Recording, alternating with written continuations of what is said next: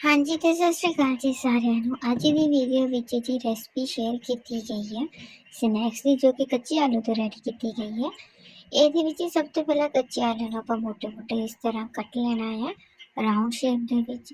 ਤੇ ਉਸ ਤੋਂ ਬਾਅਦ ਜੀ ਇਹਨਾਂ ਨੂੰ ਥੋੜਾ ਜਿਹਾ ਟਿਸ਼ੂ ਦੇ ਨਾਲ ਡਰਾਈ ਕਰ ਲੈਣਾ। ਫਿਰ ਸਿੱਧੇ ਇਹਨਾਂ ਨੂੰ ਬਸ ਕੜਾਈ ਦੇ ਵਿੱਚ ਆਇਲ ਪਾ ਕੇ ਇਹਨਾਂ ਨੂੰ ਡੀਪ ਫਰਾਈ ਕਰ ਲੈਣਾ ਹੈ।